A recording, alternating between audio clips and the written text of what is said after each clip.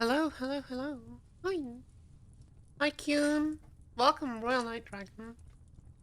Today we are going to be continuing. Hi, Metal. Today we're going to be continuing our read through of The Lion, Son of the Forest. We were very, very lucky enough to get very, very limited version of this book. Welcome, Jet and Ready. Yeah, we're really enjoying this book. Honestly, it's one of my favorite books I think I've read in a very long time. We were lucky and we got number 261 of the 2000, this version of the book made. So the story so far, I believe we are at chapter 10. 10? Yes, chapter 10. The lion was lost, unaware of who he was, and slowly started to regain his memories as he met Zabriel, the first of his knights that he encountered. We were introduced to two other Dark Angels, Space Marines, who one of which appears to be a Chaos Sorcerer. The other is uncorrupted at this time and serves as his brother and protector.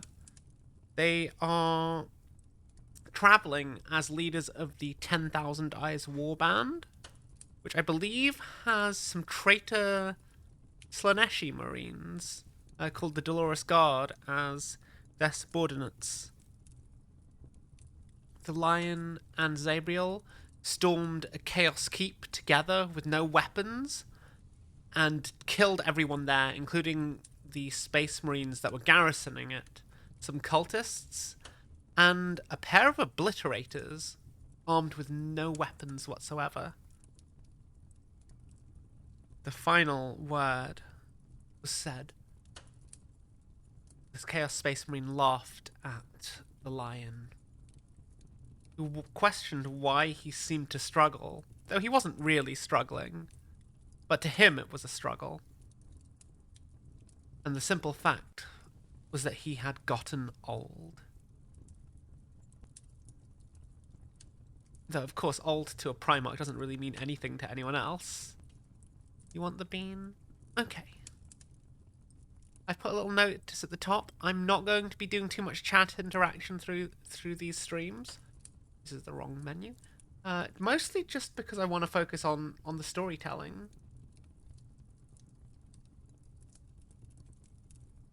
Bean. I want to focus on the storytelling and giving that my attention. I will catch up with chat and do any redeems in between chapters.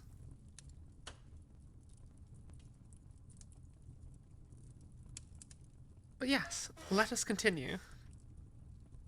The Lion, Son of the Forest. Chapter 10. Wait. Bean is chill. Bean is...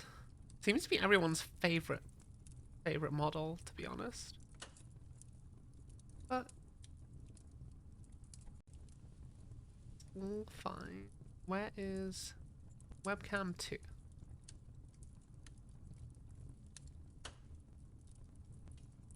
The Bean. I don't actually know how useful webcam 2 is, honestly. Sometimes it can be. Mostly I just like the page turns. Anyway. Chapter 10. I had been hunted for centuries. In all that time, I had no true allies. A rogue space marine such as myself does not. The Legion was now a many-faceted thing, virtually unrecognizable and overtly hostile to me. The Lion, fearsome though he was, at least recognized that perhaps some of us exiled on Caliban had not known what was occurring at the breaking, or who had initiated the conflict.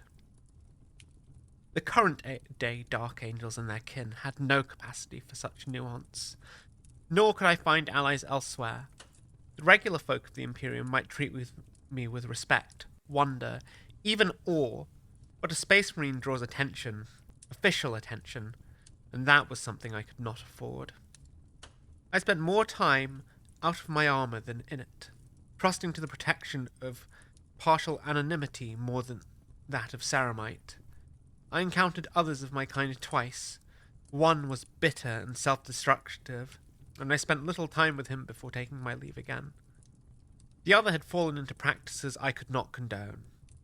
I thought at the time that it was due to a long period of isolation, but perhaps he had already cleaved to such worship while on Caliban. In all that time, I ran from more fights than I did not, and was rarely the aggressor. At times I even threw my lot in with traitors, claiming a false agenda in the interests of my own survival, although I did my best to ensure that I damaged their cause before I took my leave. Nonetheless, it had been hundreds of years since I advanced into a fight in the service of the Imperium, with even one battle brother beside me, let alone the Primarch of my legion. I had missed it. The Space Marine's true purpose is war, and there was no doubt in my mind that whatever the Imperium had become, the twisted creatures the Lion and I fought in the bastion of the Ruby Crescents were worthy targets for my blade and bolts. Our victory was bittersweet, however.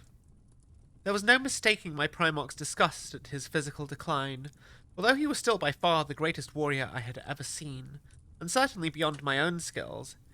Age was an enemy he could not slay. He had never been an open book for observers to read, but I could tell that he was worried. If 10,000 years had wrought these changes upon him, he might still be an effective fighter for 10,000 more. However, what if he had been in stasis for much of that time, and this was a more rapid process? His very nature as a Primarch was an artificial one. What if, having endured for so long, his body was now failing even faster than that of a mortal?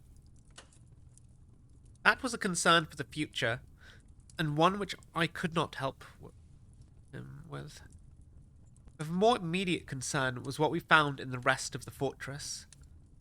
Much of the Chaos Worshippers' leavings were neither understood nor wished to. However, following the pipes that fed the giant vat of glowing liquid led us to another chamber not far away. When we opened the door, we were greeted by howls and snarls so vicious I thought that we were about to be set upon by a horde of mutated beasts. I might almost have preferred it if that had come about, but instead, when no attack came, we advanced cautiously within and ignited the lumens.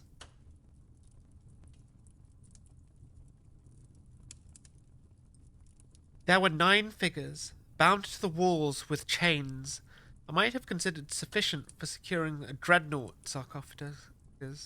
They howled and thrashed and raged wordlessly, straining to reach us as he walked between them in silent horror. Their eyes were completely black, and their faces drawn, their canine teeth grotesquely lengthened, and their armor absent. But their nature was clear enough. We had found the remnants of the Ruby Crescents. What foul arts had been used to twist and torment them so, I cannot say. There was no reason left in them, merely mindless savagery. When we realized that there was nothing that could be done, the Lion removed their heads with his power blade to grant them a clean end. The first death seemed to drive them into even greater depths of fury, and for a moment I feared we had made a mistake and they were reacting with anger, but when the nearest began desperately licking his fallen comrade's spattered blood from his own shoulder, we realized the gruesome truth. These sons of Sanguinius had been turned by the works of chaos from noble warriors into mindless beasts. The Lion was granting them mercy.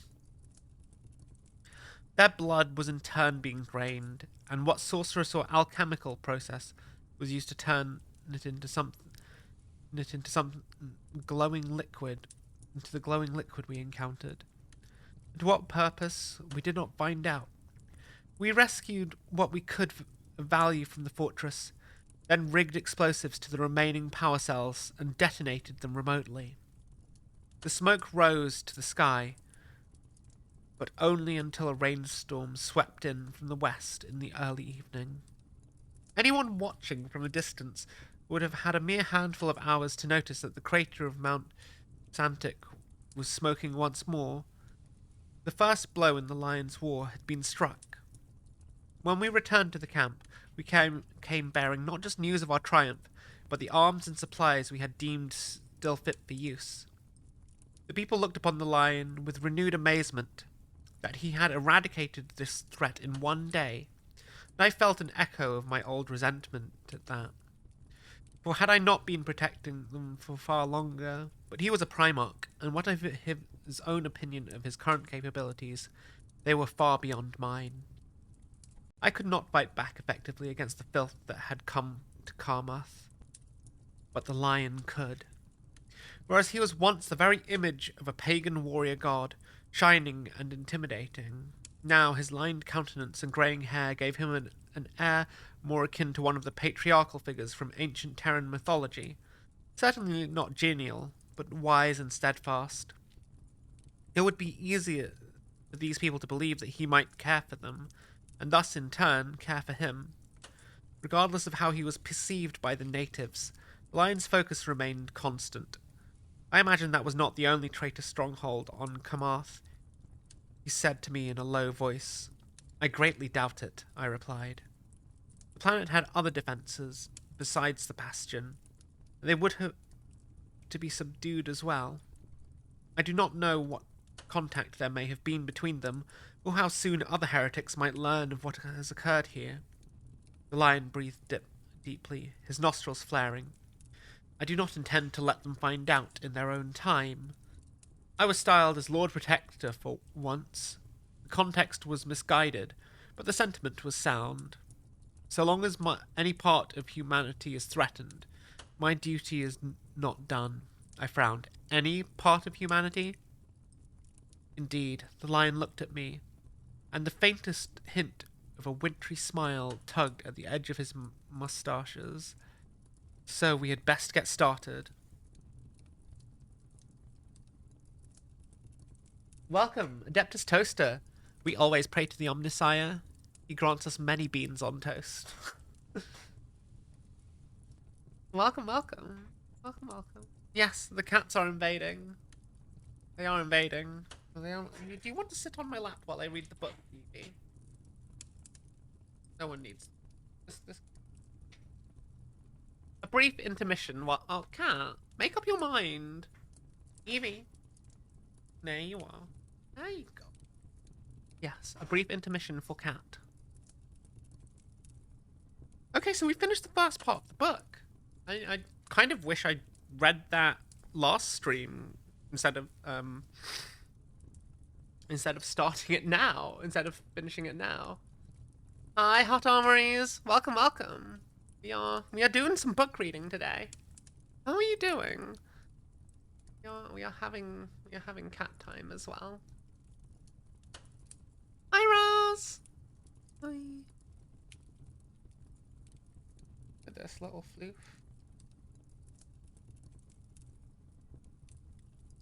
Gonna have a sip. Ooh, what are you painting? Someone on Throne got me some Dark Angels veterans, but sadly, and they arrived today. But sadly, one of the sprues is missing. I was planning to do a kit bash of some Forge World miniatures, but without paying Forge World prices for them. I was going to combine them with Mark III Tactical Marines and some Grey Knights to make, and some Ravenwing upgrade sprues to make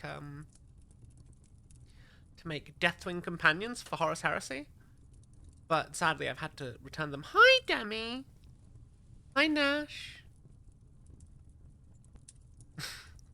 Oh, you here for a bedtime story while you're waking up. That's fair. That's fair. Okay. I'm good. I've had a long day at work. So I'm glad I get to relax and hang out with you guys. I had dinner, Pink made us some chimkin, and now I have a warm, fluffy cat on my lap. I think the book is hiding her mostly. Oh, look at this little face. At this little face, is she not? Still playing Cataclysm and have died in some gruesome and stupid ways. Zombies be hungry. Zombies do be hungry. I was very hungry not that long ago, but now I am not. Okay, let us begin. Part 2. Ascendant. Chapter 11. Baelor. A hololith on the bridge of the Carnage-class cruiser Eye of Malevolence flickered into life, and a wispy image of Seraphax rose out of it. Baelor smiled behind the faceplate of his helmet. At least Seraphax was not simply communicating using his sorceress abilities. It was not that Baelor disapproved of that as such, especially given the nature of the allies they were surrounded by. But some remnant of his Legion days insisted that Psychana powers and the like were best reserved for when they were truly needed. What is your command, Knight Captain? Kamarth has gone quiet. Baelor frowned. Quiet? It is most peculiar, Seraphax said, half musing. There were mumblings a while back of some local insurgency, a belated fight back by natives, and mention of a flawed knight. The Imperium's defences had been eliminated, though I thought little of it, as it seems those minds with which I was in contact. Perhaps there was even some infighting. It happens, after all. Baelor nodded. Discipline in the massed ranks of the warband varies from stringent to non-existent, depending on the nature of the commander and the troops. But this is something more? No one is responding now, Seraphax says. His one visible eye staring straight into Baelor's. No one. If there are any of ours on the planet, none will open their minds to me. Any sorcerers was what Seraphax meant by that. Astropaths were all but useless in Imperium Nihilus over any distance. Sorceress communication using the warp itself was still imperfect, but far superior nonetheless. Baelor grunted as something struck him. Kamarth is the location of the Blood Rage project. Could they have got loose? Unlikely, Seraphax said. However, I would hate if our efforts on behalf of our cousins went to waste. We need to find out what has happened. Take the eye and investigate. Baelor placed his fist over his chest and bowed. Of course, Knight Captain. He paused for a moment. And if there has somehow been a successful rebellion, Seraphax grimaced. In that case, save anything that can be saved and destroy what needs to be destroyed. Hope cannot be allowed to take root. Use your best judgment. I trust you completely, my friend. It will be done, Knight Captain, Baelor said. Seraphax cut the link. The hololith went dead, and Baelor turned to face the rest of the bridge. The Eye of Malevolence had been dedicated to the gods of chaos for nearly a millennium. The 10,000 Eyes had captured it from a splinter force of the 12th Black Crusade, still marauding centuries after the main conflict in which the Eye had first turned traitor had ended. Baelor was not certain if the name of the craft attracted Seraphax to it, given what he had titled his burgeoning warband, or whether his knight captain had purely tactical concerns. Nonetheless, Baelor had led the boarding party, and Baelor slew the shipmaster, a former legionary son of the Sons of Horus, whose face and echo of his Primarch's features could still be seen. The Eye of Malevolence was Baelor's to command now, a far greater power at his fingertips than he ever had in the days of the Great Crusade. He turned to Canticalax Demora of the New Mechanicum, whose body, if it could still be called that, was plugged into the command throne. Baelor had neither the ability nor the inclination to interface with the cruiser's corrupted circuits, but Demora recognized his authority as stemming from Seraphax's, and the sorcerer's presence was the only thing that still prompted what Baelor might recognize as emotion in the Magus. Baelor had still not worked out why Demora, who essentially was now a cruiser in all but name, was quite so terrified of Seraphax, but he cared little from whence her adherence to the chain of command stemmed. Prepare the ship for warp travel, he instructed. We are going to Kamarth. End of chapter 11.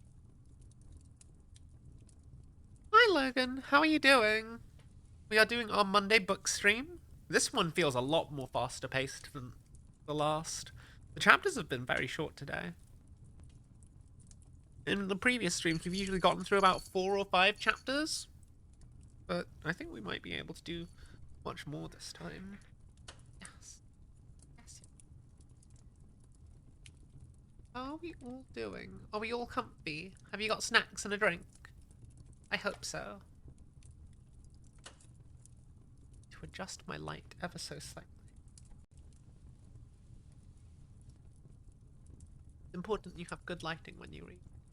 Always. Chapter 12. It has been a long time since the Lion needed to take a world without an army of space marines at his back. But Kamarth was not Caliban.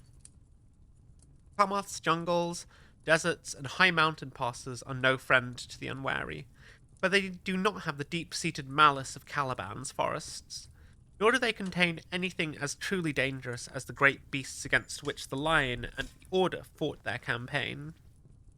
Kamarth has chaos worshippers, it is true, but Caliban was not without sorcerous dangers either. The Lion organized the people of Caliban against the Knights of Lupus, and has done the same against those who style themselves Kamarth's new rulers. Although in a guerrilla war rather than pitched battle, the followers of Chaos destroyed Kamarth's chain of command, and much of its infrastructure, but the numbers to repel them still existed. It was just that the spirit and knowledge was lacking, until one of the Emperor's sons had arrived. The traitors, cowering behind the doors, are expecting to hear the thuds of breaching charges being affixed, but the Lion knows better than to give the enemy what they expect. Even in a head-on assault, he kicks the thick metal doors down in one blow instead, and is inside Kalia City's spaceport control room before anyone within has realized what's going on. The defenders are what he has come to think of as the usual chaos filth. Ragged humans who are happy enough to follow their masters to attack the planet, but have little stomach for a fight now that the tables have turned. He ignores the desultory impact of autogon and stubber shots against his armor, and lays about him with his power blade. He has named it fealty, for that is what he owes both his father and all the people of the Imperium. Its edge slices through cloth and flesh and bone as the traitors throw themselves at him with desperation, but no skill. The fight is over within seconds. The Lion pivots, his blade extended, and waits. Only when no opponent lunges out from a hiding place, no hastily rigged explosives detonate, does he sheathe his sword and turn back to the door. It is done, he said, and his followers file in. They are little more uniform than those he had just killed, but these people have been collected from the planet's refugees and survivors, and their determination to take Kamarth back has given them a drive and unity matched by few of the Imperial Army regiments the Lion served alongside during the Great Crusade. Many Kamarthans feared him when they first saw him and learned who he was, convinced he was going to execute them for not fighting far harder in the first place. The Lion had to persuade them otherwise, had to explain that those battles might not have been winnable, but that he was here to ensure the next ones would be. Had they died fighting, bravely but pointlessly, he would have had no chance of retaking Kamarth. Now, as Pashon and Makia set up to guard the door, and Jovan, Razia, and Magos Valdax moved severed limbs out of the way to examine the spaceport's cogitator banks, their goal is nearly achieved. Halen, report, he says into his Vox link. The remaining traitor forces were driven back into the industrial district, Halen replies, his voice stuttering with Vox static. First and second armoured units moved in to finish them off, The city is yours, Lord Lion. The Lion smiles briefly. The so-called armored units are a far cry from the Deimos pattern predators, Sakaran battle tank, and glaive super heavies he might have commanded. Only to him, a relatively short time ago. These vehicles are primarily chimeras, similar to variants from the planetary garrison, which had been neither destroyed nor corrupted by the invaders. Along with civilian and industrial vehicles, armored with metal sheeting and armed with jury-rigged weapon sponsons. They are just as ragtag as the Lion's foot troops, but they have helped him take the city back from the heretics who thought they owned the planet. The city is ours, Halen, he says firmly. This is a victory for the citizens of Kamarth, and one we should all be proud of. He shuts off his Vox and removes his helm. Magos, your assessment. Valdex emits a burst of crackling static. That is nonetheless interpretable as displeased hissing through teeth, had they still had them. I wouldn't want to interface myself with it, that's for sure. The Lion's amusement returns. It seems the Adeptus Mechanicus has only grown stranger and more secretive while he has been absent from the Imperium. But Valdax is an outlier in the other direction. They appear to retain much of their human personality traits, despite being at least half machinery. Perhaps this is why Valdax fled from the invasion and lived, rather than dying in defense of their beloved machines. Can you make it work? The Lion prompts. Valdax still needs specific inquiry sometimes, human personality or not. The Magos makes a harsh, two-tone voice that the Lion has come to recognize as a negative. The two mechadendrites waggle in an uncertain manner. That depends on your definition of work, my Lord Lion. The machine spirit still exists, but it is thoroughly tarnished. We have the theoretical capability for long-range Auspex and Vox, but the calculations necessary to guide void ships to and from the surface. But I can give you no predictions of accuracy or reliability. You were saying that if a ship were to try and land from orbit, the Electrogeist might attempt to crash it, the Lion asks. And Valdex responds with the bright ping noise they make to signify agreement. Indeed, consider it the equivalent of a blade that may turn in your hand at any time. I will upload the data scrubbers my comrades and I devised, and attempt to purge the systems of their contagion so we can regain control. The Lion sighs. I understand. He activates his Vox again. Zabriel, have you had any luck? I was just about to contact you, my lord, Zabriel replies. His tone is heavy. It is the same as everywhere else. The astropaths have been butchered, probably as soon as the traitors took control. The Lion grimaces. Acknowledged. He turns back to Valdax. Well, Magos, if there are any astropaths left alive on this planet, we do not know where they are. Since we cannot call for assistance, we need to find out how feasible it is to take ship. For now, can you at least give us an idea of whether there are any warp-capable craft in orbit? It should not be possible for mechanical lenses to eye something dubiously, but the look Valdax casts the direct interface port of the cogitator bank is downright suspicious. They shake their head after a moment and set to work manually instead, multi-jointed metal digits skittering across the activation keys, while they huff and hiss about how slow the process is. The Lion walks to the window and looks out over the landing pads. What once could have been a bustling expanse of crew and servitors refueling craft, travellers embarking and disembarking, and cargoes of Kamarth's lifeless and chemical compounds being loaded for distribution across the galaxy, is now lifeless and unmoving. 3 huge sigil-daubed assault boats are arranged haphazardly, the landing craft of the forces that assaulted this place. Skeletons still lie where they fell, although some have been dismembered by scavengers, either animal or human. Much of what is in orbit is wreckage, and a reasonable percentage will not remain there for much longer, judging by the degradation patterns, Baldock says. It appears that the traitor fleet destroyed anything sizable which was not loyal to them, and I would surmise that other ships fled if they could. The Lion nods grimly. He had suspected that would be the case. Joven, when we receive confirmation that no pockets of resistance remain, I want you to take a team and assess whatever is still out there. He jerks his head towards the landing pads. It might be that some of the ships in orbit can be repaired, at least enough to get a small crew to the next system. We will not know unless we look.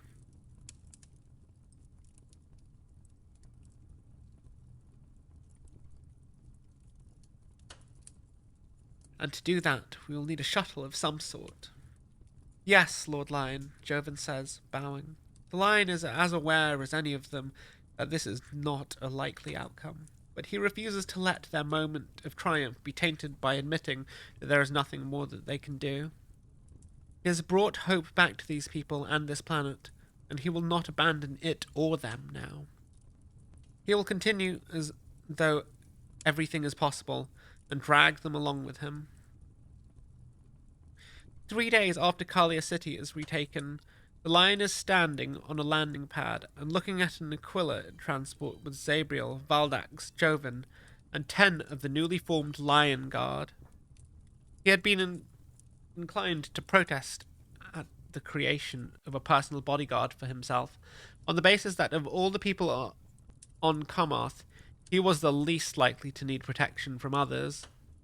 But Zabriel pointed out that this was a gesture of respect and honour from the Kamathans, and refusing would serve no purpose other than to insult them.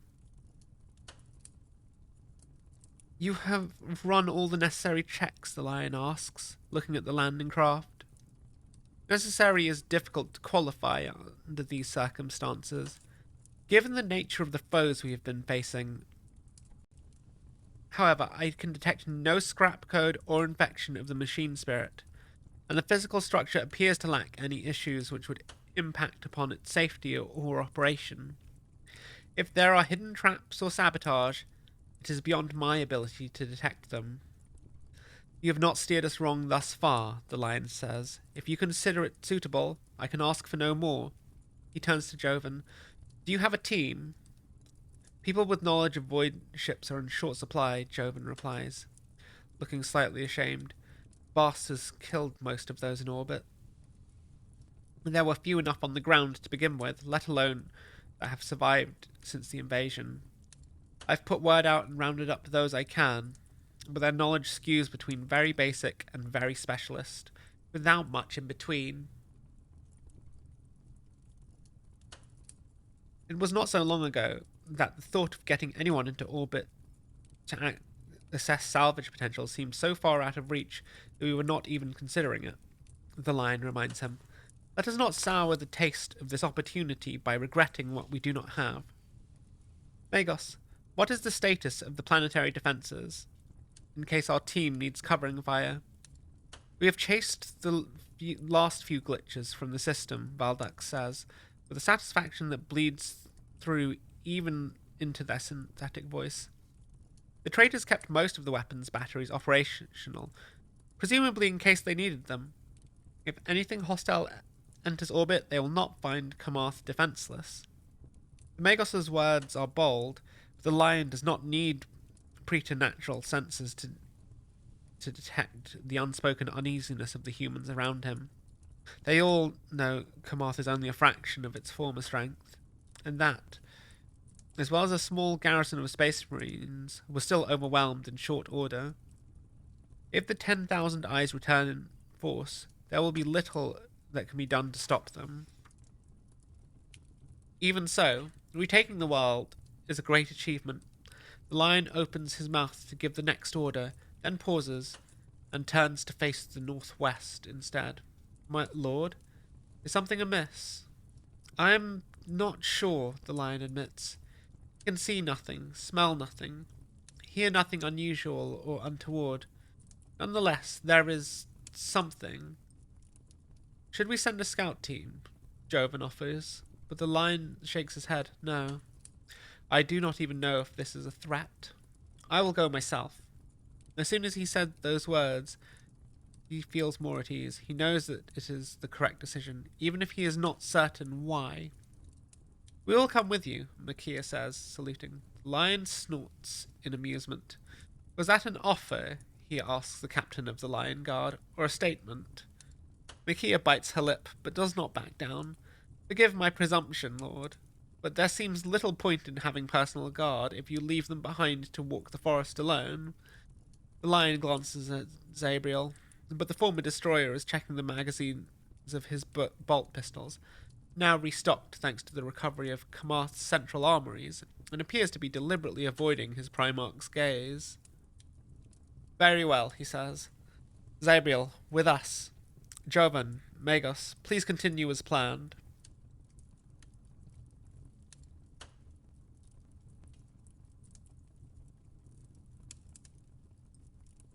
The Goliath truck that serves as the lion's transport is no Land Raider, despite the winged sword design painted onto it, with just as much love and respect as any vehicle from his past. However, it suffices to get the Primarch, Zabriel, and the Lion Guard to Kalia City's northwestern edge, whereupon the lion dismounts and stares into the forest. What do you sense, Lord? Zabriel asks, climbing down behind him, while Makia and the others emerge from the transport hold. I do not know, the lion admits quietly, but I cannot say I sense anything as such. But it is though I am called. A device of the enemy? Zabriel says warily. The lion shakes his head. He can feel something tugging at his spirit, but he has no sensation of it being an intelligence, malign or otherwise, merely a desire to be there instead of here. Stay alert, he commands, as he sets off into the trees. I do not believe we are approaching an enemy, but it cannot hurt to be careful. And I have been wrong before, he adds softly. If either Zabriel or the Lion Guard hear his final words, they make no comment, and they follow him beneath the branches. These temperate forests are less choked with vegetation and less hostile to humanity than the jungles further north, but they are still wild places. For all that, they come right up close to the city's boundaries. The lion has heard of unwary travellers sleeping in the wild, waking up to find fast-growing roots have pinned them down, and are seeking nutrients from their bodies. And while he is not convinced those tales are completely true, neither is he convinced that they are not. He advances over soft, moss-covered ground, littered with the shrouded shapes of fallen branches, and sprinkled with dark purple needles from the tall trees around them. Something calls off to his right, a soft hooting in the distance that is neither threatening nor comforting, merely a sound of the wilderness given voice. The lion sees where grazers have cropped in the undergrowth, where the blunt-toothed browsers have stripped the lowest hanging branches, and marks the spots where the pale, fleshy, fruiting bodies of fungi erupt from rough-barked trunks. This is not the work of chaos. This is merely a forest in its own cycle of life and death. Lord, Zabriel says, it is not technically a question, but the lion hears the query within. A little farther, he says. He cannot say exactly how far, or in what direction, but he knows that the object of his search is close, even if he does not know what that object is. They are climbing now, up the sides of the valley in which Kalia City sits. It is not long before they enter a bank of low cloud. The lion presses on, but is mindful not to leave his human guards behind. They are fit and healthy, but the incline is as nothing to him, whereas they are already puffing and panting, and sometimes missing their footing. Lord, Zabriel says a couple of minutes later. This time it is not a question. The lion stops and looks around him. Yes, Zabriel. The Dark Angel taps the side of his helmet. My readouts are malfunctioning, and they are telling me what they are telling me makes no sense. Where are we? The lion frowns. The sun has disappeared once they'd entered the cloud bank, so he cannot use it to get a sense of direction. He sniffs the air. It is moist, cool, and carries the familiar scent of wet vegetation and decay.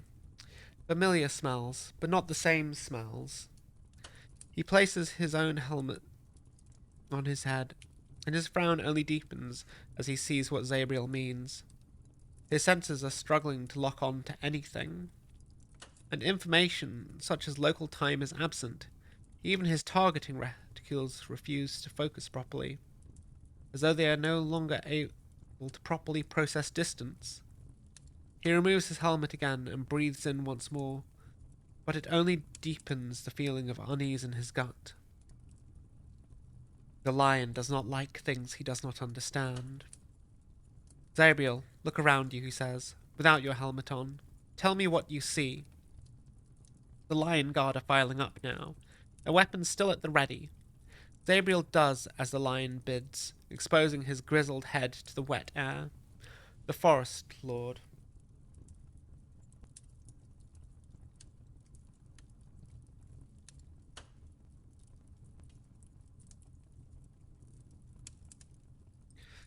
The lion takes a step closer to him.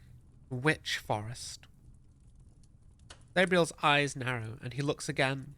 The lion sees in his face the moment he realizes the thrust of his Primarch's questioning.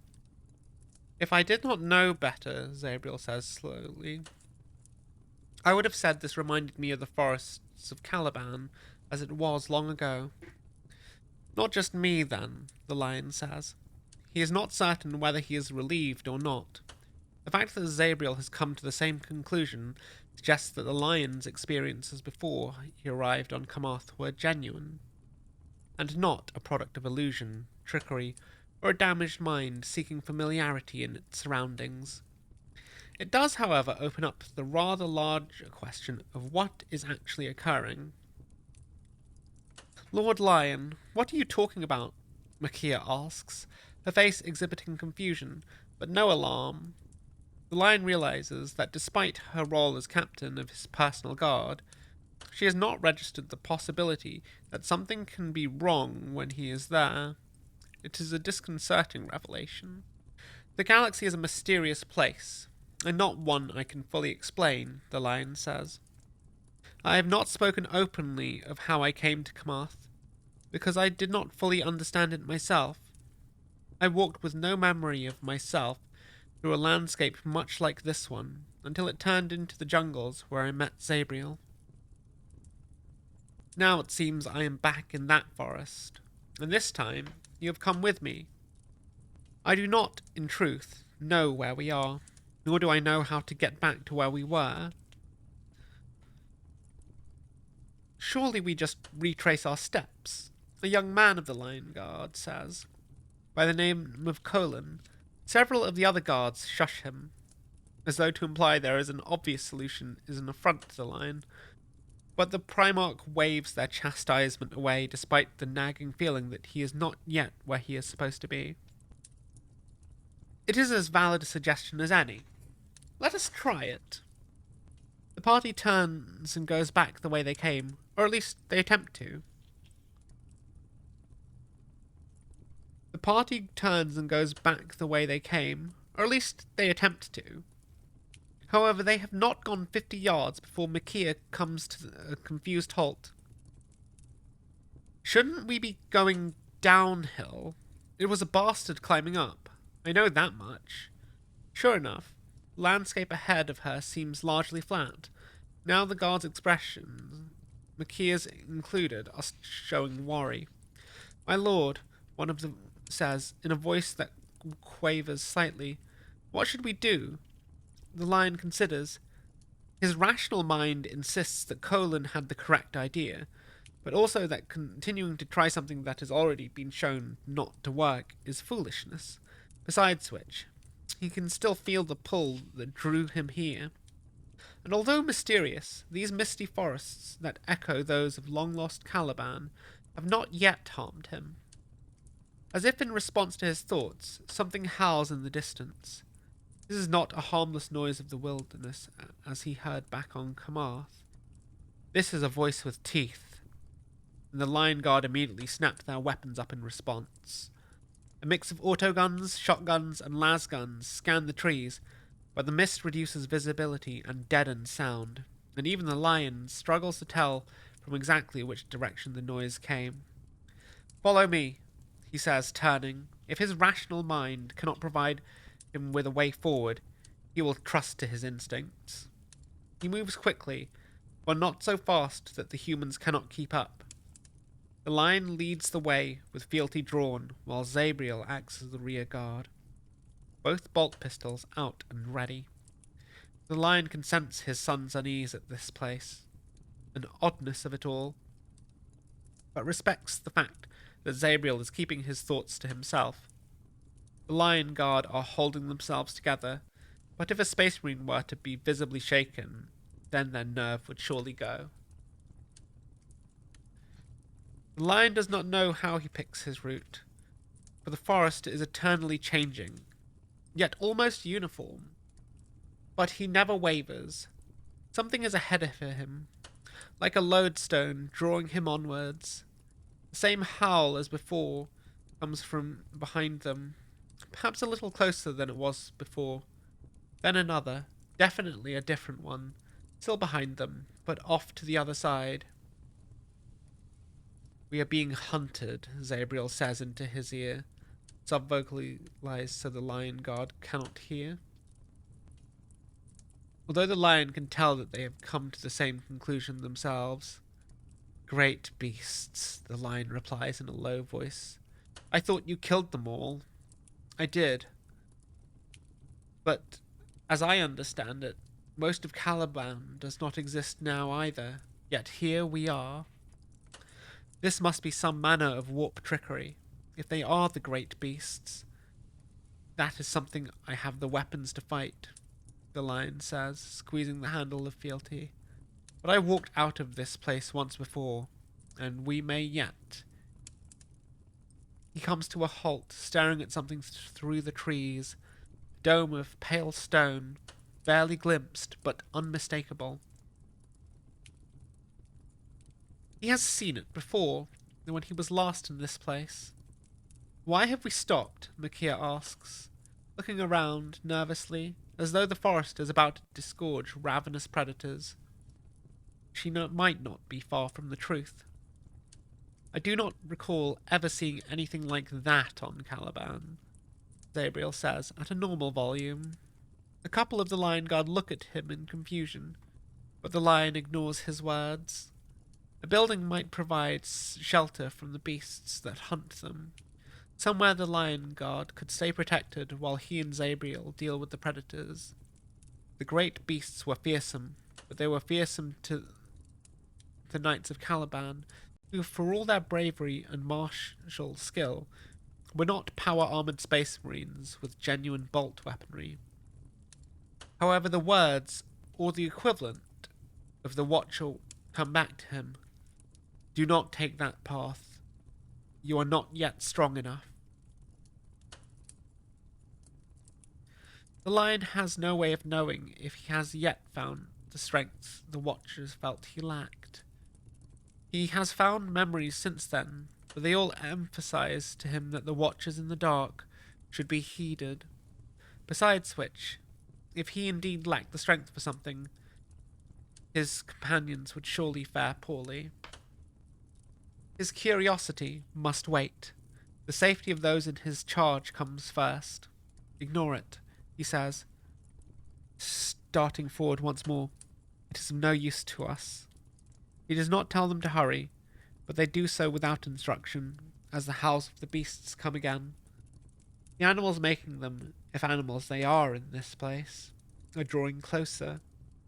It is still hard to tell exact distance, The lion can ascertain that much from the volume. We have to find a defensible position, Zabriel voxes. Otherwise the humans will stand no chance.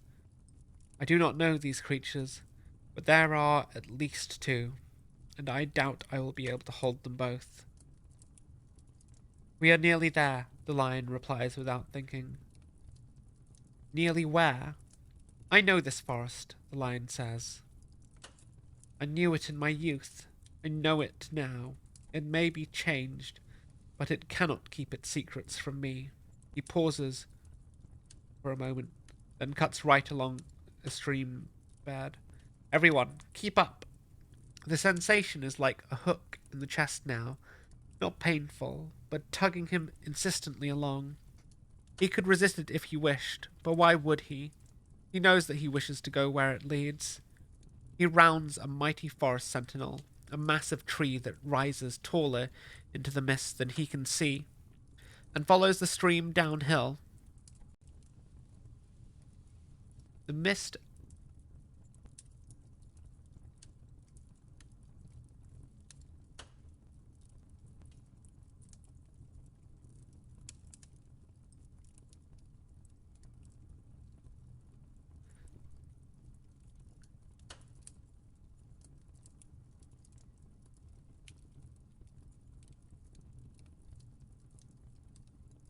The mist ahead is starting to clear, providing a better view of the trees. Another roar comes from behind. Although it is still ferocious, it sounds slightly muffled. Then, between one step and the next, everything changes. He is still surrounded by trees, but he is no longer in the forests of Caliban. These trunks are thinner and smoother, the trees are shorter, and the sun strikes through their huge long leaves to hit like a hammer. For a moment, the lion thinks he is back in the jungle, but the air is dry here, and hits the back of the throat like a knife. The ground beneath his feet is soft, but it is not the softness of moss or grass. It is the softness of sand.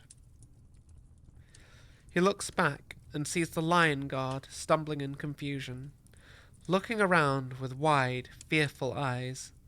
Behind them is Zabriel. And although he has replaced his helm, his own uncertainty is visible in the set of his shoulders and the way he turns his head rapidly from side to side, trying to get a measure of their surroundings. Hoi, who are you? The voice is shouting in low Gothic, and it does not belong to any of their number. The lion turns as a small four-wheeled vehicle, little more than a buggy, roars up through the trees. It is driven by a man who has clearly spent much of his life under this punishing sun, judging by his heavy brown tan, and the glare shades over his eyes, and the cloth wrapped around his head. His vehicle rolls to a halt as he stares at the lion in amazement and aggression gone from his tone. What? Where? What planet is this? The lion asks. He already knows what has happened, although he does not know how. Planet? Avalis, Lord, the man stammers. Please, who are you? The lion stares down at him, but there is nothing to suggest that this is not an imperial system on a world that still adheres to the Imperium's laws. I am Lion L. Johnson, Primarch of the Dark Angels and son of the Emperor. He sheathes fealty. I must speak with whoever is in authority. End of chapter 12. I love how, I was commenting about how the chapters were quite short, only for us to get a really long one by comparison just then. God, that was a very interesting little journey they had. Giga Chad activities, yes. Hi, Mad Dog. Hi, Thranuel. Hi, Juggalo. There needs to be a fan art of the lion turning to look at that man's just sweating nervously, loading mags. Lol. Yes. There's bound to be some out there at some point. You can't believe you sat through that much of a book about the lion. Hats off to me. Oh, thank you. Thank you, Legendary Star-Lord. Tiger ASMR. Always Tiger ASMR after all. This is one of the things I love about Warhammer 40,000. So many of the more fantastical war stories don't consider the logistics like this very much. I really, really, really, really like it. Hi, Aiden! Why are you here, Tiger? Hi! New law makes them all better. Yes, I mean, this is honestly my favorite. Like, I love the Gaunt's Ghost series, but this is something completely different, and it feels, everything about it feels very important. Also, can we just say, I love that the Lion Guard are fucking humans. Just people. Just people that wanna make sure that he's okay. You know? They know they can't help him. They're just regular, everyday people trying to do their best. Not this fucking Primaris bullshit they put in the box. Can I have a box set of, like, regular people to go with my lion, please? The plot feels heavy because the lion is dragging that massive cock around. Oh, he is daddy. Lol. But yeah, everything about this feels really, really cool. I've not read a page I haven't enjoyed yet. And I wonder how much I can get through. How far am I in the book? Oh, we're coming up to halfway. Holy shit. Holy shit. So I'm gonna assume, at the rate that we're going, it'll be another 2, maybe 3 streams after this one. Warhammer lore is crazy. Warhammer lore. 10,000 years of absolute nonsense. Still absolutely wonderfully compelling, though. I need to go back. When this is done, I think we'll read the Arcs of Omen, just because this is the direct sequel of this, technically. And then I think we should probably go and do prequel stuff. It hits every element of the perfect space opera. You're absolutely right. I love it. It's just a very nice... You read Arcs of Omen? I've not read Arcs of Omen. I've heard the lore summary, but, like, I don't mind spoilers, because getting a spoiler when it comes to books doesn't really spoil anything. You just know the plot points. It doesn't necessarily mean you understand how it works or how it plays out or the impact of the scene and the emotions and the real stakes of what's happening. You know? It helps that it takes itself so dreadfully seriously. Yes, something a lot of other franchises has lost. Spoilers are inevitable at this age. Yeah, I mean, I don't mind it so much. I love hearing spoilers, because all they do is they get me hyped for what I'm going to experience, don't they? They sell it to me, which I think is important. I think it's important. If you can't get hyped about the things you love, well, do you really love them, you know? God, that's a lot of book. How many chapters are there? How many chapters? I'm not reading anything I'm seeing. There's an epilogue. 32. And we are at chapter 13. Cool. So we are coming up to the halfway mark, more or less. I'm really enjoying this. Okay. Chapter 13. Seraphax's understanding of the warp made travel through its domains easier, but still not without risk, especially now it was in turmoil following the creation of the Great Rift. Baelor knew of the charms and wards his knight captain had woven around the Eye of Malevolence, but that did not mean he welcomed his journeys through the Empyrean. When all was said and done, only the creatures of the warp, the things he referred to as gods and demons, more for ease of reference than because he was truly comfortable with such labels, could exist here. Any creature of the material universe would die if it came into contact with the pure warp. So even vessels allied to the powers who ruled that domain had to be shielded from it. What that meant was that even though half of Baelor's commanding officers' head was now permanently on fire, even though he brushed shoulders with creatures he would have viewed with disgust and hatred in the days of the Great Crusade, even though the ship in which he rode was guided through the Immaterium by a demon bound with chains inscribed with runes of domination and subjugation in place of a navigator, he still felt the effects of translating in and out of the warp. It was almost always unpleasant, in one manner or another. This one made his entire skeleton feel red hot for one agonizing second, and turned his saliva to blood. He heaved and shuddered, breath prompted by the aftershocks of pain. Removed his helmet as the Eye of Malevolence jutted back into real space, and spat a wad of fluid onto the decking. It sizzled gently. "Are you troubled by the weakness of your flesh?" Demora asked from the command throne. "You sound like a bloody iron hand," Baelor grunted. He looked over at the Canticalax. "You still have some flesh. Are you not affected by translation?" "I would be, if I did not turn off my nervous system's connection to my biological components for the duration of the process," Demora replied, sounding smug.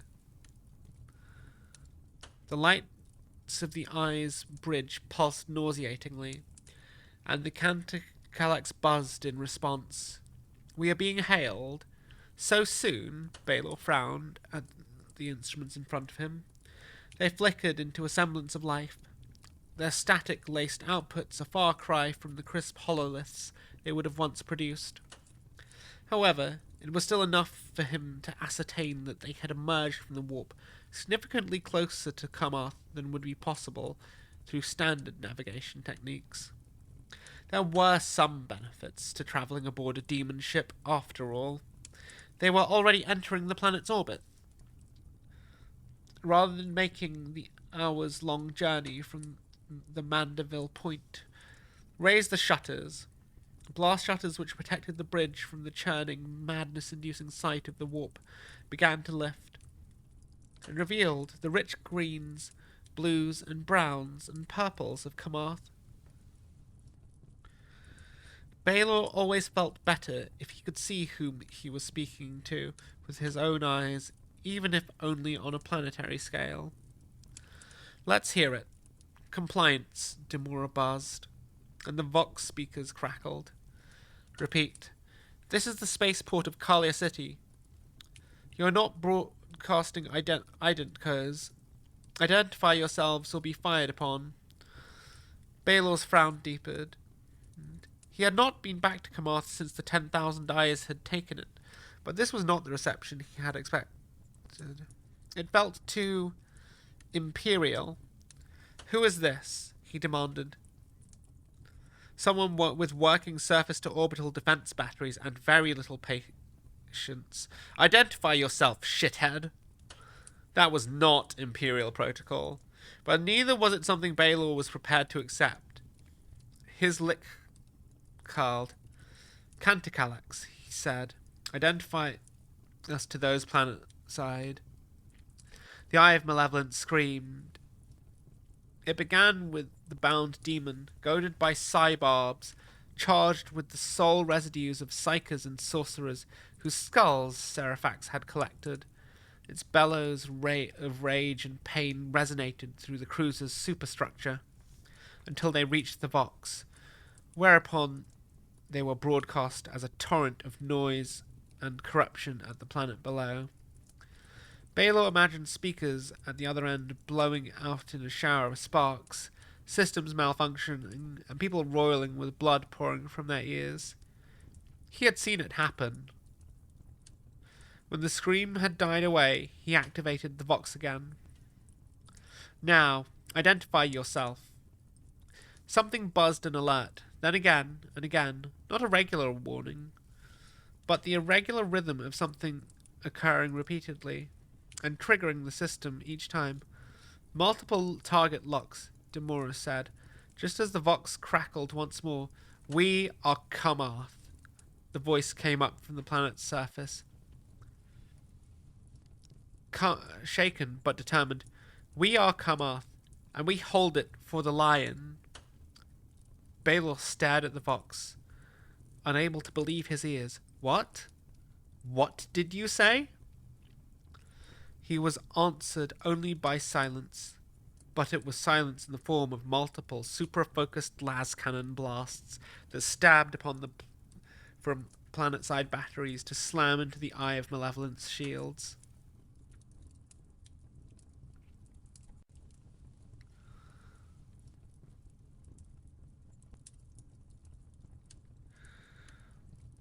Taking evasive action, Demora declared. Alarms sang out throughout the warship, and the deck shifted beneath Balor, and the Canticulax fed more power to the drives. The sphere of Kamath began to drop out of sight, but Balor barely registered it as his mind went back over the sentence he had just heard. We hold for the lion. Kamath was not a recruiting world for the Dark Angels, or for any of their so-called successor chapters. If it were, the Ruby Crescents would not have had a presence there, small though it had been. And yes, the names of the Primarchs were revered by some worlds within the Imperium, those with sufficient history or learning, but Balor had not heard anything like this when he and the rest of the 10,000 Eyes sweep fleet had swept down on Kamath the first time. You seem agitated, Balor. Balor stared at the tactical hololith and ignored the Canticulax's words, or tried to. Your pulse rate has spiked, and I can detect heightened levels of adrenaline within your... Keep your senses to yourself, Balor snarled, rounding on Demora. He realized that one of his hands were resting on the grip of his bolt gun, mag-clamped to his thigh, and he removed it. He was not actually going to put a bolt shell through the Canticulax's primary logic circuits, but the temptation to do so was very high. And return fight. The primary targets are protected by void shields. Just do it. The Eye of Malevolence shuddered ever so slightly as tons of high explosive death were discharged into the void. To punch down through the atmosphere and strike the planet below, Balor gripped the edges of the hollow projector until he felt it creak, until every shell detonated in a flurry of static on his readouts. It was wasteful. No matter what he told Demora, Seraphax might not have approved. But then again, Seraphax was not here. Seraphax had not heard what Balor had heard. Balor had spent centuries fighting at the command of his knight captain. He had seen things he would not have believed possible when he had been a blinkered, naive warrior of the Great Crusade. He did not necessarily like all the things he had seen either, but he understood the necessity of them. Seraphax had a plan, and it was a bold and brilliant one that could reshape the very galaxy. Any tools, any costs, any method was worth it. None of those things had affected Balor in this way. He had seen violations of the laws of physics. He had heard entities speak that had caused his nose to gush blood, and he had accepted them. They had hardly been pleasant, but the life of a warrior is not supposed to be pleasant. He had been created to fight and kill until he died. There was no scope within that for what he might find agreeable. But this had made him doubt, and doubt was a weakness he could not afford. He took hold of himself and fought down the wave of rage and uncertainty that those simple words had ignited within him. Combat prognosis? We are outgunned, Demora replied bluntly. We have the advantage of maneuverability, but although our targets cannot evade our shots, my calculations indicate a 78.95% probability that we will not make significant impact on any of them before their batteries abrade our shields and immobilize or destroy us. Baylor growled, "Can you get a reading on the blood rage site?" Demora clicked and buzzed for a couple of seconds. The site appeared to have been destroyed. There are no power readings, and the structure is in ruins. "Warp, take it," Baylor snarled. The Blood Rage project had been one of Serafax's side projects.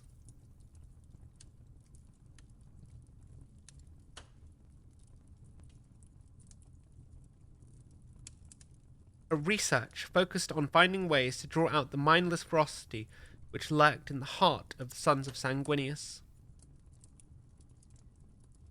Kamarth was of little consequence in and of itself, other than a loss to remind the Imperium how tenuous its hold on the galaxy was. But the opportunities presented by a small garrison of Ruby Crescents had been too good to ignore.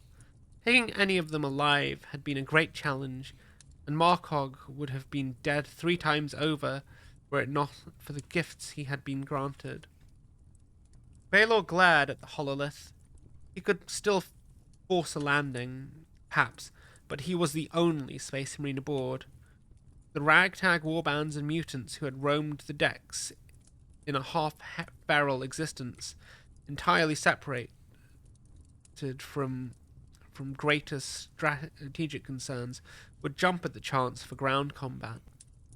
But the Eye was not loaded with a dedicated invasion force.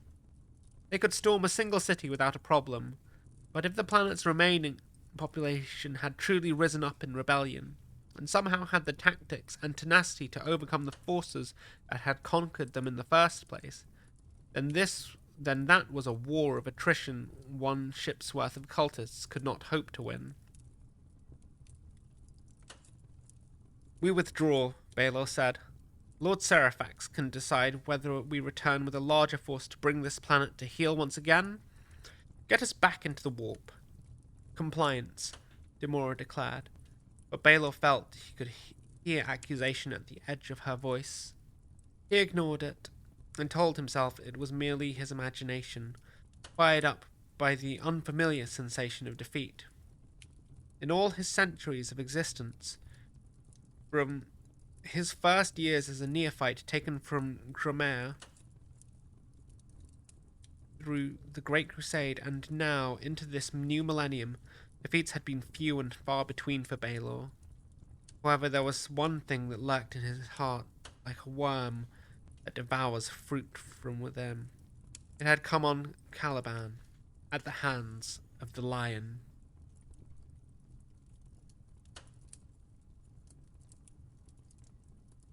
Who is my favorite character in Warhammer?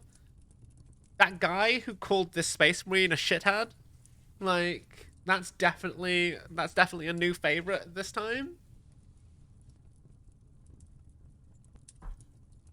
Imagine the balls on the guy on the Vox. Like, encountering a Chaos Space Marine with a battleship entering the orbit of your planet, and you call him a shithead. Absolute chad.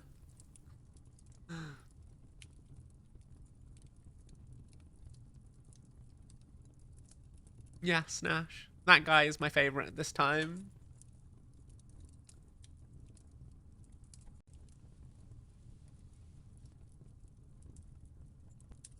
You think the conversation around spoilers has changed because there is a huge division between people that came up with the internet, or well, and those who didn't? Yeah. Ah, I love this book. I'm kind of tired though. I think we'll do one more chapter. I still have one more day of work. Unless it's a really short chapter, then we'll probably do 2. But we'll do one more long chapter. And then we'll call it a night for now. Chapter 14.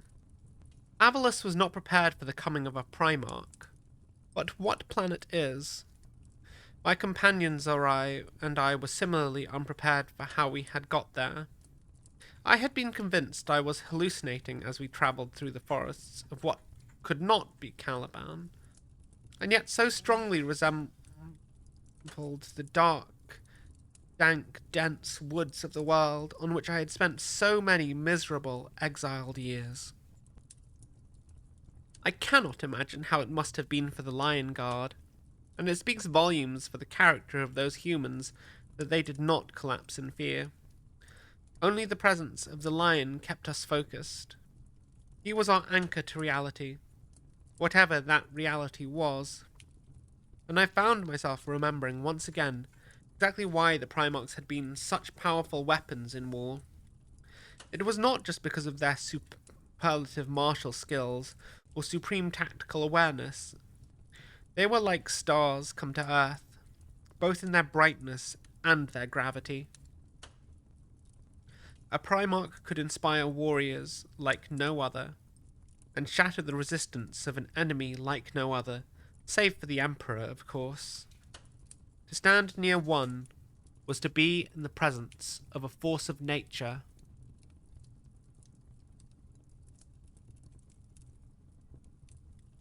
A being who embodied both an unparalleled ferocity of life and the promise of instantaneous death. I sometimes wondered, over the long years, what the Primarchs might have become had all of humanity's wars ended before Horus's rebellion. Would Guilliman have been given command of what became the Adeptus Terra? Would Magnus have probed the warp with the Emperor, uncovering even greater secrets? Would Fulgrim have sought perfection in art, while Ferrus Manus worked in partnership with the priests of Mars to devise new and better machines? Not all of the Primarchs fitted into my imaginings. It was hard to picture Angron in a galaxy without war, from what I had heard of him. Indeed, I was certain that the galaxy which contained Angron could not be without war. Mortarion so strongly resembled the spectre of death, which was at one time the symbol of his own legion, that I could not picture him relaxing. Russ, I say without a shadow of a doubt, would have got bored very quickly. And the Night Haunter? What place would a sinister figure, let alone his entire legion of murderers and sadists, have in a time of peace? And then there was the lion. The lion was a warrior, not a brawler like the Wolf King, or a beast like Angron. He did not fight because there was little else that gave him such pleasure, nor did he fight to release an endless rage that burned inside him. He fought because that was what he was. He fought because the galaxy had never yet run out of threats to humanity, and the lion's duty was to protect it. He had taken up that duty long before the Emperor had found him. The arrival of our legion merely gave him the ability to widen his scope. I did not know the lion's heart, for he was taciturn and withdrawn, but the only thing I could imagine might truly destroy his spirit was there to no longer be a fight that needed him. We had arrived, by whichever method it was, in a plantation of fruit trees that grew in the irrigated land around an oasis. The overseer who found us barely comprehended the reality of the lion's identity, but was overawed enough to get on the Vox immediately communicate the news that it was not long before troop carriers arrived. I could understand the caution.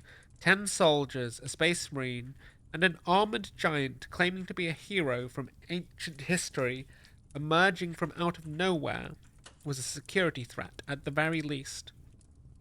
The people of Kamarth had been hoping for a savior, and the lion fit that bill, so they followed him without question. The forces of Avalus came expecting a battle, and yet no sooner did they lay their eyes upon the Lord of the First than they were staring open-mouthed in awe. We were taken to the city of Xerx, the planetary capital, which was a mere 20 miles or so distant. It occupied an entire valley.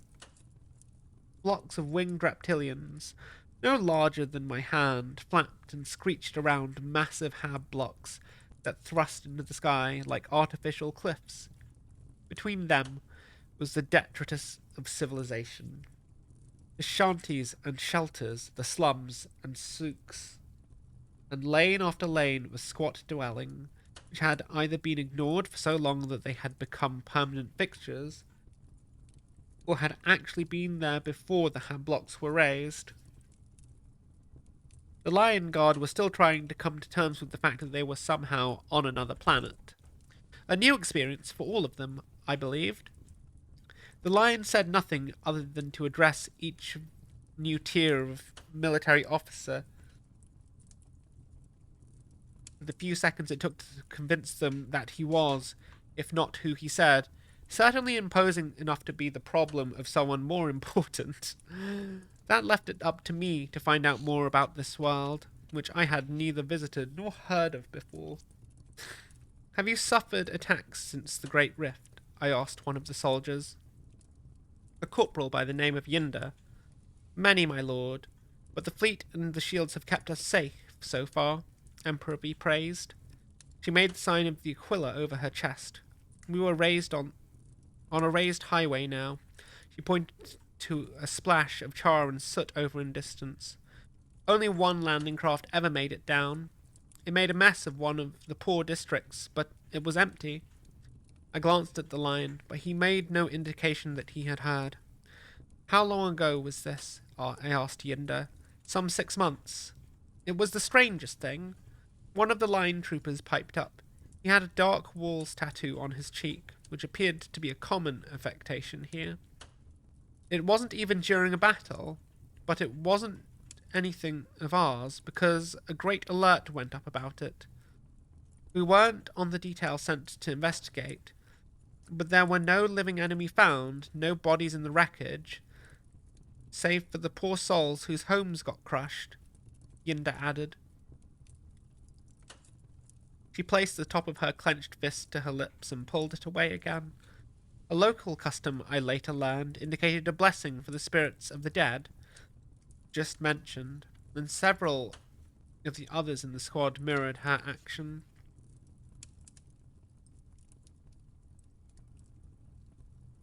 I'm glad that the system held out, the Lion said from the front of the vehicle's passenger bay.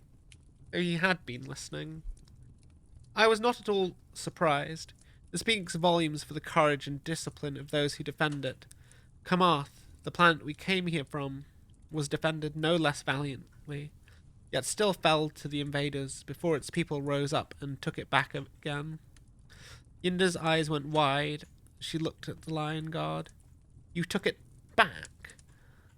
Makia, who along with the rest of the Lion Guard had been looking a little dispirited, brightened slightly. In their position, hearing about successful defences against the forces of chaos, when my own world had failed, I would have been wondering if my people had been lacking. The Lion had managed to frame events in a manner that credited the people of Avalis for resisting against an enemy that had beaten Kamath. It also highlighted the determination of the Kamathans to recover from such a disaster.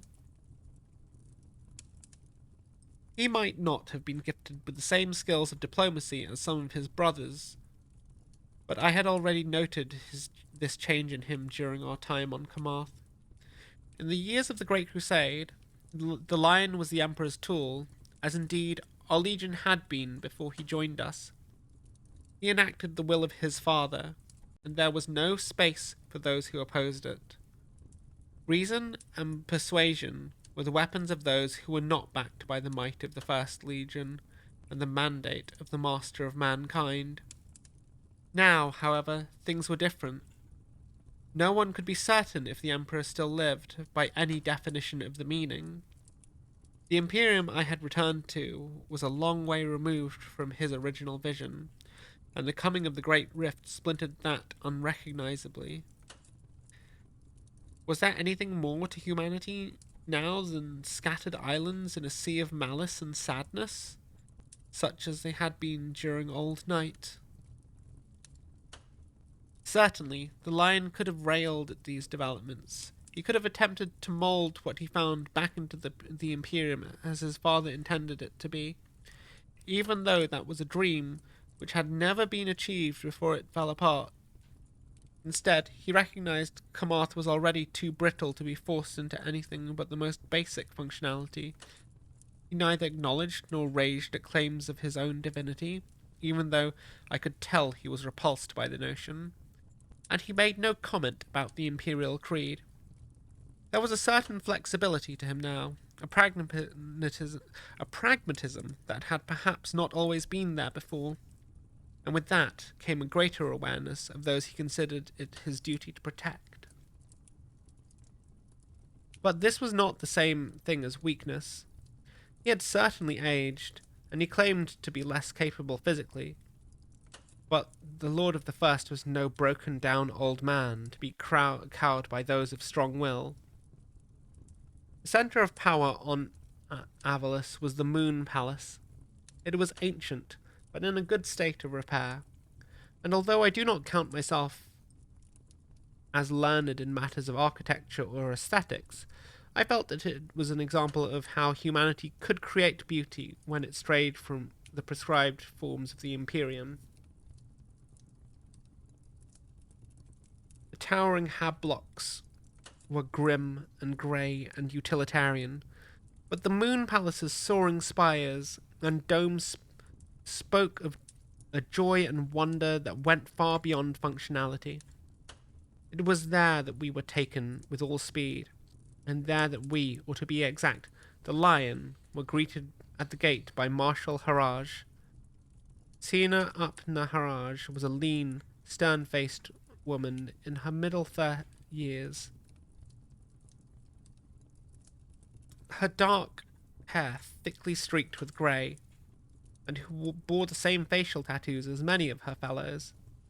The former planetary governor, we learned on our journey, had stepped down when the initial nightmare of the Great Rift did not fade, and it was determined that martial law was an ongoing necessity. Marshal Haraj was already a commander of the system's defense forces, and from then on she found herself in command of the system in truth. She was flanked by guards, and the Moon Palace's mighty wall guns were declined to cover us. But the Marshal stood at ease with nothing between our slowing transport and her. Had I wanted to, I could have shot her dead before anyone or anything was able to act, save possibly the lion himself. This seems foolish of her, I murmured.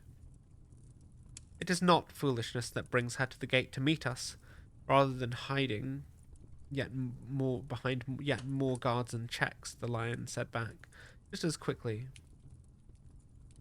It is hope. Do you need me to remind you that the two are often interlinked, Lord? I do not.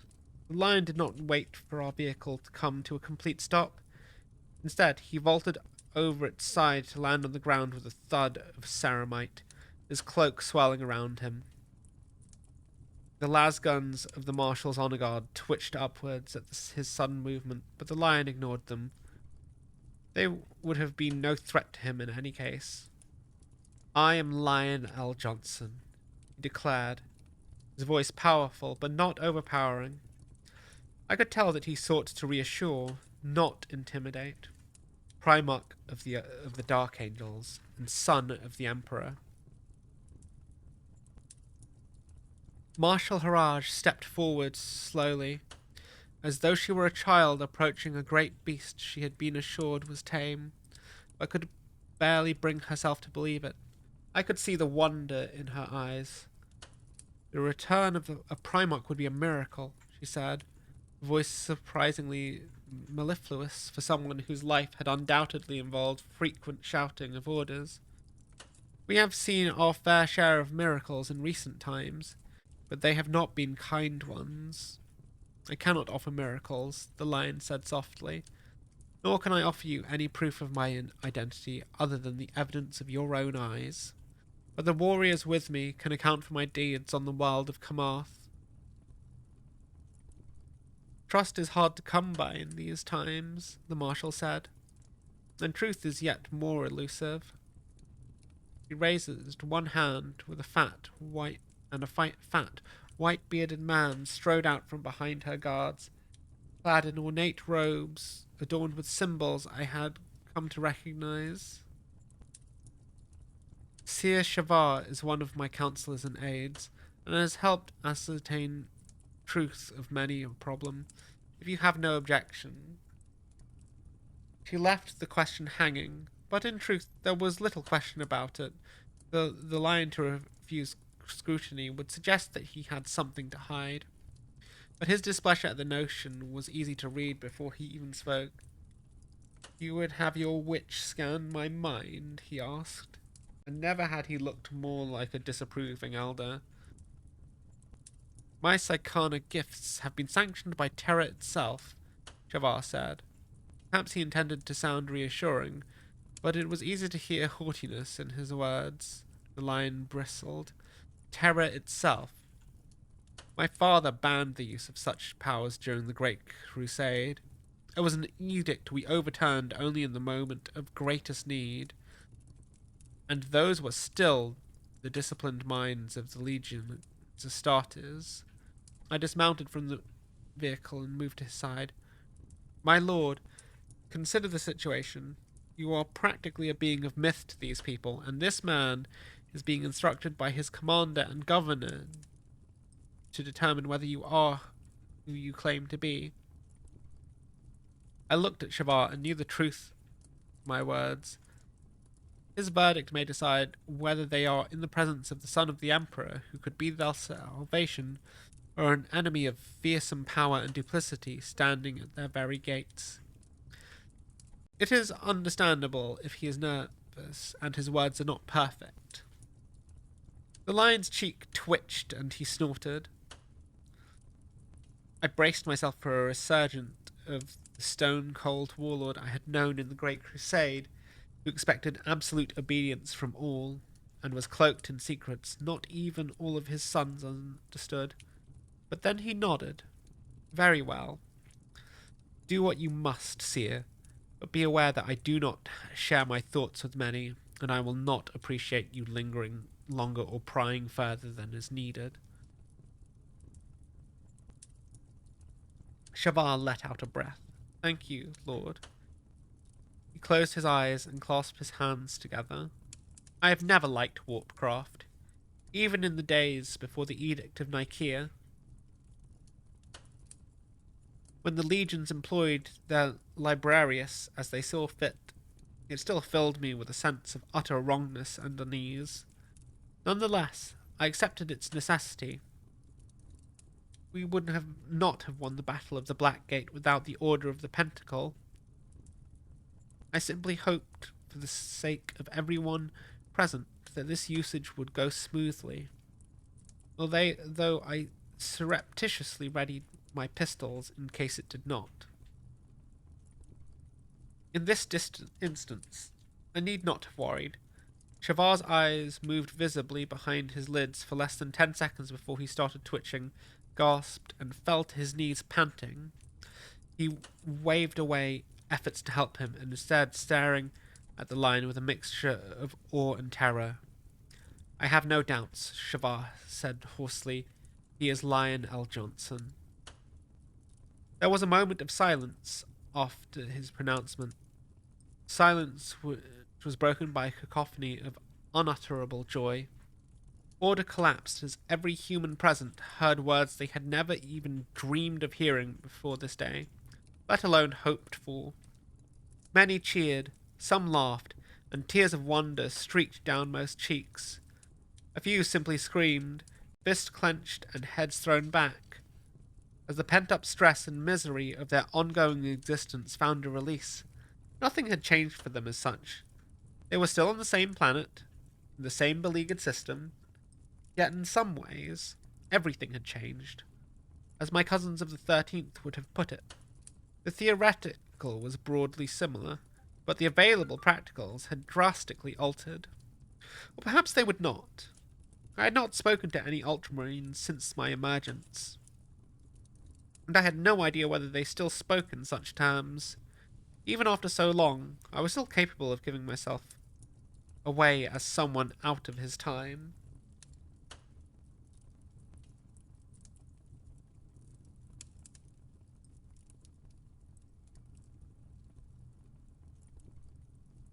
Marshal Haraj had maintained some semblance of decorum, but she did not wipe at the tears that ran from her eyes down her tattooed cheeks as she sank to one knee.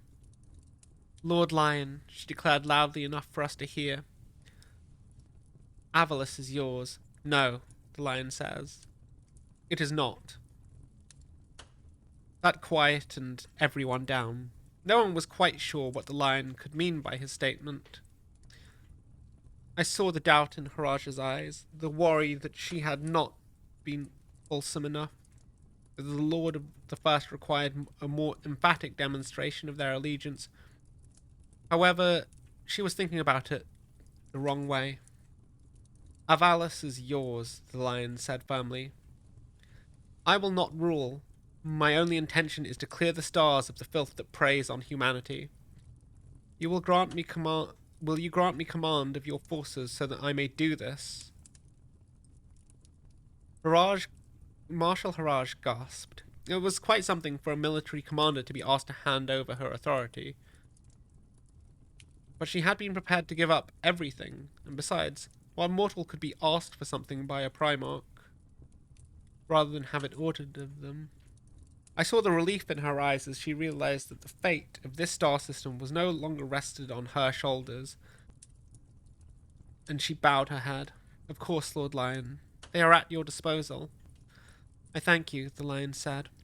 He paused for a moment before he spoke again, as though considering. "Marshal, are there any Space Marines present on Avalis or in the system?" Haraj shook her head. "None, my lord. Much to my regret." Her forehead creased. "But are the Dark Angels not with you?" "Only Zabriel at present," the lion said, indicating me. "My return has been unorthodox. Regardless, let us begin. I should stress that I have no wish for pomp or ceremony on my behalf. I wish only to address the task in front of us as soon as I may, because I know well that traitors rarely wait to launch their attacks until it is convenient for their enemies. However, it may benefit the people to know of my arrival, so please have word put out, even into the warp. You still have," he added almost as an afterthought, "you still have astropaths?" "Yes, Lord. We have a choir. Then let them shout of how the lion has returned," the Lord of the First said. "Let us hope that our allies hear it and take heart, and that Avalis becomes a nexus for a reunification of systems that have been isolated." "Our allies may hear," Sir Shavar ventured hesitantly, "but our enemies certainly will. The warp is their domain. Your presence is a boon and a blessing, Lord Lion, but to announce it may call new terror down upon us." The lion's expression did not alter. Happily, my tactical abilities have been sanctioned by terror itself. There was a lot to be done. Marshal Haraj was an excellent strategist. The system would not have survived so long had she not been. But she was not a post-human warrior created by the master of mankind, specifically to lead his armies to victory.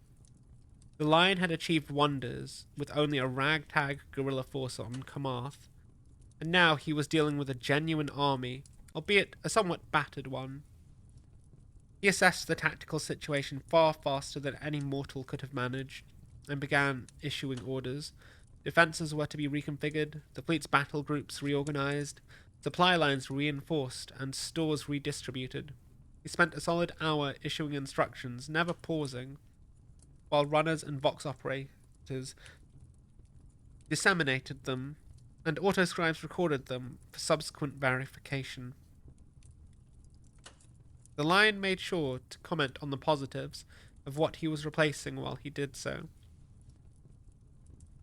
But Haraj's eyes were still somewhat glazed by the time the briefing came to a close. The lion ordered his command staff to get some rest.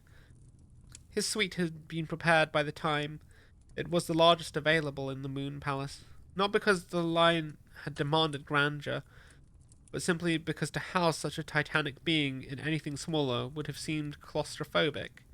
Even so, despite the hasty acquisition of the largest items of furniture available, the proportions still looked slightly ridiculous. "I cannot lie down on that," the lion remarked to me after the servants had left. He was looking at a bed that was the size, I had no doubt, of many of the individual units within the massive hablocks. "I would break it." "We slept on the ground often enough on Kumarth," I pointed out. "There's a carpet beneath you, my lord." The lion's face clouded. "You mock me, Zabriel. I have done my utmost not to make these people feel inadequate when I voice my hesitation about crushing the furniture they have provided me. You take that as arrogance." "No, lord," I said, "and I apologize. But what of Kumarth? Is it free of traitors? But how long can that last? Are we to forget it and move on? The lion guard has been ordered to bed by the lion. With his protection, such as it was needed, taken over by the Moon Palace's security forces, Marth was not far distant, it turned out. A matter of a few dozen light years. Nonetheless, Makia and the others were far from home and fearful, both for themselves and for those they left behind, no matter how hard they fought not to show it. As for myself, I found my sense of duty nagged at me. The planets had been afterthoughts in the Great Crusade, no more than a designation stamp, and perhaps a memory of some particularly notable battle or dangerous Xenos species. We did what we came to do, and moved on. I had promised to protect people on Kumarth, though I had keenly felt my lack of ability to do so. "No," the lion said wearily. "We will send ships and try to re-establish links. The people deserve more than to be left at the mercy of what predators might find them. However, the rest of the galaxy deserves the same. I can do more towards that aim here than I can there." "I will go with the ships," I said, and the lion looked up at me, his eyes suddenly sharp again. "You will? You asked the Marshal if there were any other Space Marines within the system. I understand you will need more than just me if you are to achieve your goals, but I have no wish to see my little brothers of the modern Dark Angels, who will surely seek you out." I laughed harshly. "I doubt even you can convince them that I should not be tortured and killed for my perceived sins. I suspect it would be easier for us both if I were to return to Kumarth and continue to aid the people there. And if I were to order you not to go," the lion said softly. I said nothing, since I was not sure what my answer was. He was my Primarch and my Gene Father, but I had resented him, even hated him, far longer than I had followed him.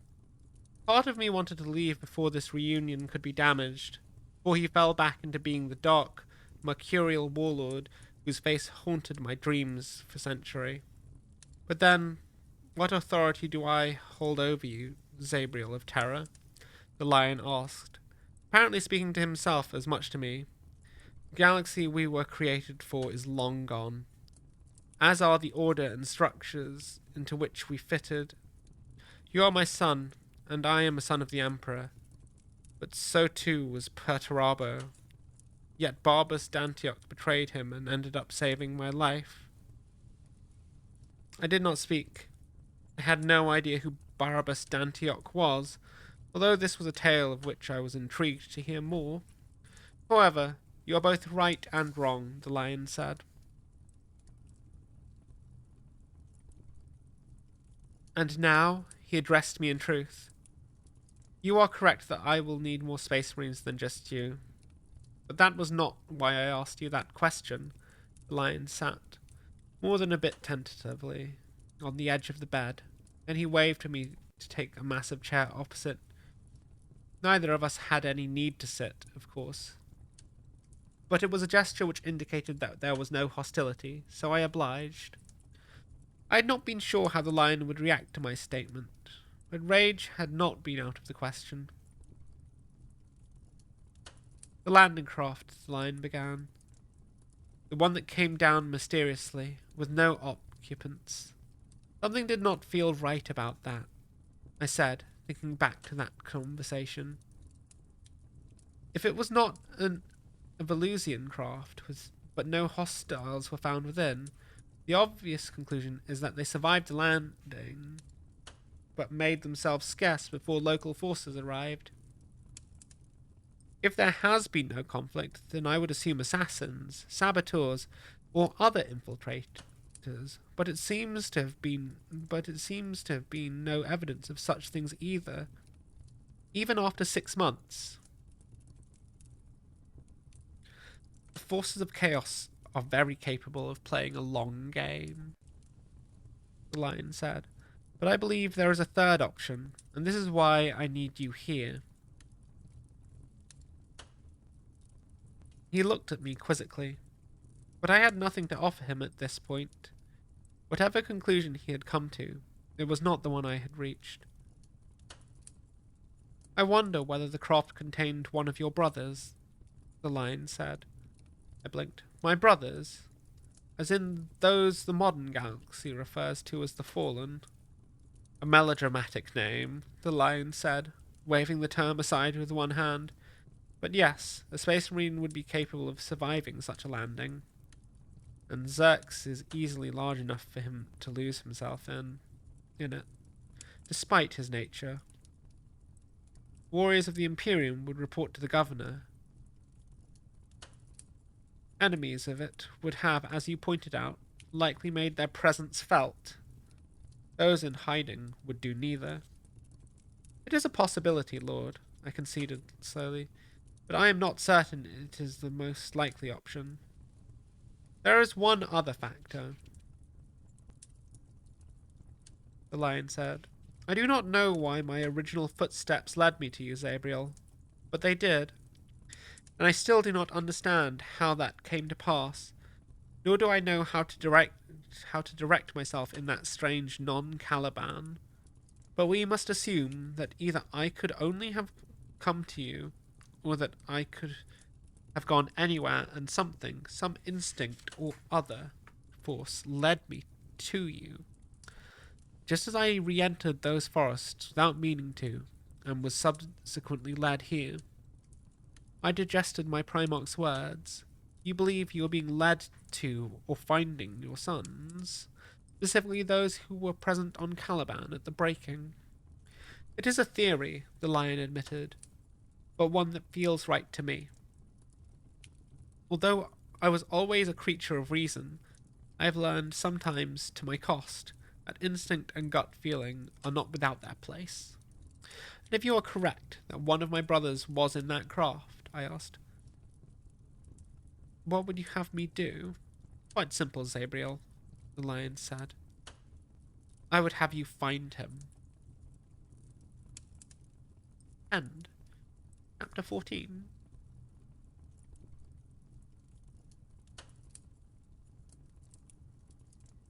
I think we are just a little before halfway through.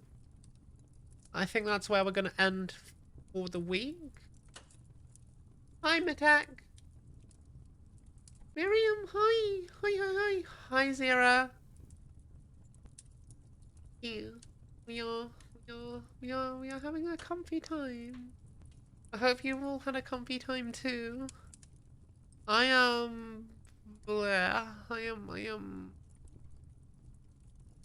tired bean. I am a tired bean. I enjoy this book. Just every time I stop, I want to keep I want to keep going, but I know that I can't.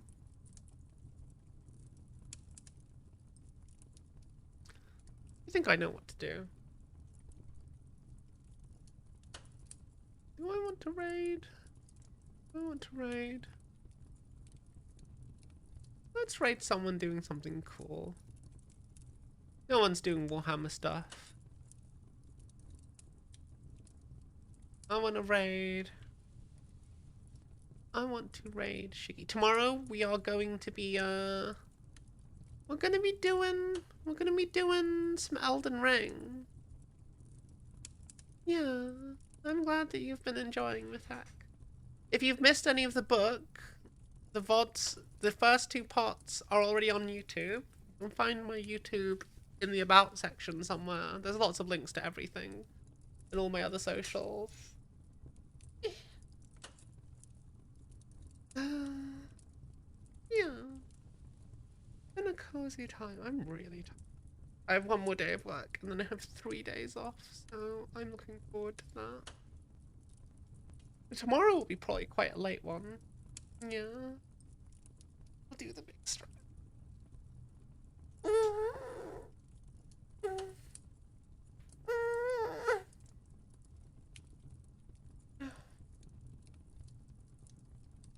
Right. I hope you all have comfy, cozy days, nights, wherever you are in the world. I'm a raider Shiggy. I don't think I've raided Shiggy in a long time. Yeah. I hope you all have a good time, and hopefully I'll see you tomorrow. I love you all. Have a good day. Bye.